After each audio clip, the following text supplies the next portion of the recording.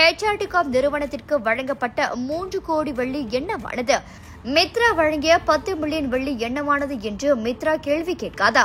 நிதி அமைச்சகம் மித்ராவும் முழுமையாக கண்காணிக்க மாட்டார்களா? மனிதவள அமைச்சர் சிம் இதற்கு பதில் சொல்வாரா?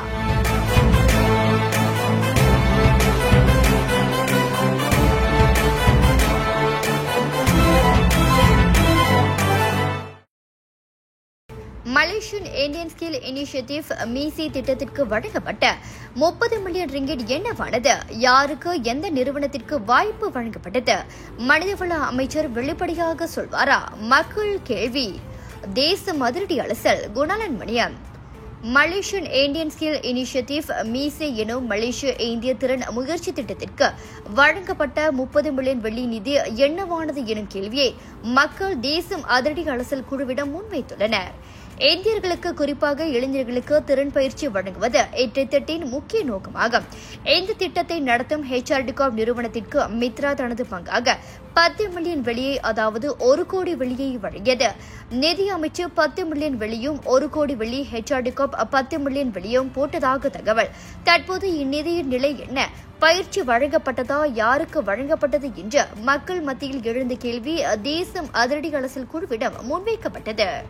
ஆனால் இந்த பணம் என்னவானது? ஹெச்ஆர்டிகாம் முழுமையாக கையாண்ட இந்த திட்டம் வழி யார் யார் பயனடைந்தார்கள்? பயிற்சி பெற்றவர்கள் யார்? எத்தனை பேர்? எந்த நிறுவனம் பயிற்சியை கையாண்டது?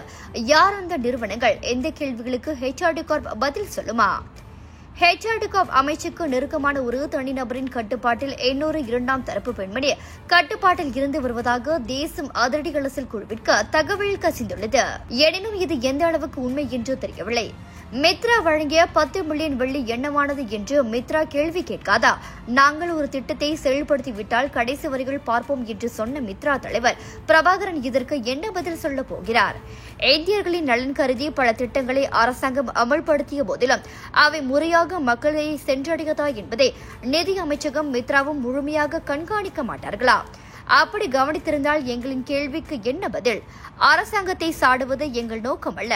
இந்திய சமுதாயத்தில் உருமாற்றம் நடக்கவில்லை என்பது நாங்கள் உட்பட பலரும் தெரிவித்த கருத்து. ஹெச்ஆர்டிகாம் நிறுவனத்திற்கு வழங்கப்பட்ட 3 கோடி வெள்ளி என்னவானது? பயிற்சி வழங்கப்பட்டதா? யாருக்கு, எந்த நிறுவனத்திற்கு பயிற்சி வாய்ப்பு வழங்கப்பட்டது? மனிதவள அமைச்சர் சிம் இதற்கு பதில் சொல்வாரா?